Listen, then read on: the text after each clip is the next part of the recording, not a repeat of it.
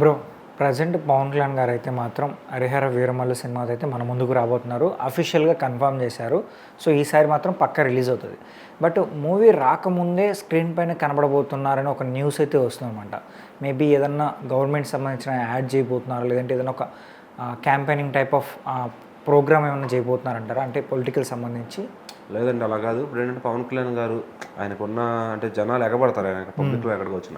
So ఇప్పుడు దీన్ని కాదని ఒక కొత్త థాట్తో ఆయన వెళ్ళబోతున్నారు అనమాట ముందుకి. సో ప్రతి జిల్లాకి వెళ్ళి అక్కడ జనాలను ఇబ్బంది పెట్టి అట్లా కాకుండా ఆయన అందరితో ఇంటరాక్ట్ అవుతారు. ఎందుకంటే ఆయన పార్టీ వాళ్ళతో ఆయన ఇంటరాక్ట్ అవ్వడం ముఖ్యం. ఎవరైతే వర్చువల్గా అంటే జనాలు లైవ్లో మాట్లాడే విధంగా, అదే ఇప్పుడు ఆయన డైరెక్ట్గా వెళ్ళి మాట్లాడుతూ అందరితో అంటే అవ్వని పని. సో ఇప్పుడు ఏమవుతుందంటే ఒక థియేటర్, ఒక ఊర్లోకి వెళ్ళి ఆ థియేటర్ ఉంటుంది కదా, ఆ థియేటర్లో లైవ్ పెట్టుకుంటారు. లైవ్ పెట్టుకుని ఆపోజిట్ ఈ ఊర్లో ఒక కావాల్సిన ఎవరెవరైతే సమస్యలు ఉన్నారో వాళ్ళందరినీ కూర్చోబెట్టుకుని ఇండివిజువల్గా మాట్లాడతారు అనమాట. వాళ్ళకి ఒక గంట 2 గంటల సమయం ఇచ్చి, ఒక సినిమా టైం అనుకోండి ఫర్ సపోజ్, అంత టైం ఇచ్చి మాట్లాడి అవన్నీ కూడా ఆయన పర్సనల్గా నోట్ చేసుకోబోతున్నారు. అట్లా గ్రామం ఇలా విడతల వారికి ఒక ప్లాన్ చేసుకుని అది అలా కొనసాగించబోతున్నారు అనమాట. దానికోసం ఏ రోజు ఏంటి షెడ్యూల్ అంతా చేసుకుని పెట్టుకుని ఆ టైంకి వాళ్ళు చెప్తారు. ఆ థియేటర్ కెపాసిటీ బట్టి అటు వచ్చి మాట్లాడుకుని వెళ్తారు అనమాట. సో ఇది ఒక యూనిక్ ఐడియా అని చెప్పొచ్చు ఖచ్చితంగా.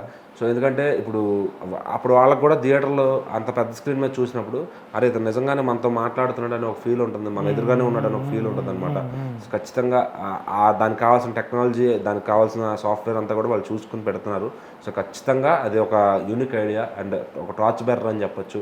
సో ఎందుకంటే ఇప్పుడు పవన్ కళ్యాణ్ గారు ఆయన పక్కన ఉండే యూత్ కానీ అందరూ ఇట్లాంటి మంచి మంచి ఐడియాస్తో వస్తారు. ఎందుకంటే ఫాస్ట్గా పని అవ్వాలి, అందరినీ కలవాలి. సో రోజు వెళ్ళి జిల్లా వారికి అందరూ అంటే దీనివల్ల ఏంటంటే కొంచెం టైం సేవ్ అవుతుంది, కొంచెం ఆయన కూడా కొంచెం స్పీడ్గా ఆయన ఎక్కడున్నా లైవ్లో మాట్లాడగలుగుతారు. అది ఏర్పాటు చేసుకోగలిగితే కొంచెం ఫాస్ట్గా అయిపోతుంది పని. ఇప్పుడు మళ్ళీ ట్రావెల్ చేసి అక్కడ ఇప్పుడు ఏంటంటే ఇక్కడ దీనిలో ఆయన తెలుసుకునే సమస్యలు రోడ్లు ఏంటి, ప్లస్ ఏంటంటే కొంచెం సెక్యూరిటీ ప్రాబ్లమ్స్ కూడా తగ్గుతా ఉండవు పెద్దగా. ఒకవేళ ఇప్పుడు ఆయన జనాల్లోకి వెళ్ళాలంటే మళ్ళీ సెక్యూరిటీస్ అవన్నీ చూసుకోవాల్సి వస్తుంది. సో ఇక్కడ ఏంటంటే నీరు, రోడ్ల సమస్యలు, మురికి కాలువలు, సో గ్రామ స్థాయి లెవెల్లో ఏమేమి ఇబ్బందులు ఉంటాయో అవన్నీ కూడా అక్కడ నుంచే పరిష్కరించబోతున్నారు. ఖచ్చితంగా ఇది ఒక కొత్త నూతన ఒరవడి అని చెప్పొచ్చు. సో దీన్ని చూసి కొంతమంది వేరే రాష్ట్రాల్లో కూడా నేర్చుకుంటారు కానీ వర్కౌట్ అయితే. సో ఖచ్చితంగా మరి ఇలాంటి థాట్స్ అటు నారా లోకేష్ గారు కూడా వేస్తూ ఉంటారు. ఆయన అంటే మామూలుగా సోషల్ మీడియా నుంచి హెల్ప్ చేస్తాడు ఆయన. ఖచ్చితంగా ఇప్పుడు ఈయన కూడా పవన్ కళ్యాణ్ గారు రాజకీయం అనేది నేర్చుకుంటున్నారు అనేది స్పష్టంగా అర్థమవుతుంది. సో ఖచ్చితంగా ఇలా కానీ వర్కౌట్ అయింది ఫార్ములా అంటే ఇది దేశంలోనే ఒక కొత్త చరిత్ర అవుతుంది. దాన్ని ఇంకొక వేరే వాళ్ళు కూడా వాడటానికి, వేరే సీఎంలు, వేరే డిప్యూటీ సీఎంలు కూడా దాన్ని వాడటానికి ట్రై చేస్తూ ఉంటారు అనమాట.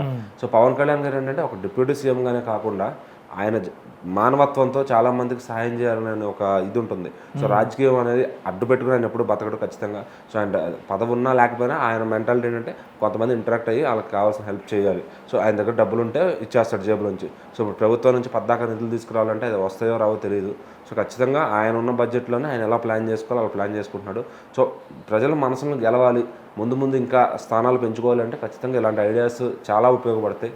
సో ఈ థాట్ కూడా చాలామంది యువత దాన్ని ముందుకు తీసుకెళ్ళి, సో ఆ పార్టీలు ఎవరైతే యూత్ ఉంటారో వింగ్ అంతా కూడా వాళ్ళందరూ దీన్ని సోషల్ మీడియా ద్వారా అన్ని ఊళ్ళలో, ఇప్పుడు మీ ఊర్లో ఉంటే మీరు 10 మందికి అట్లా చెప్పి ఇట్లా జరుగుతుందంట వెళ్ళండి అని చెప్పి అవగాహన కల్పించాలి.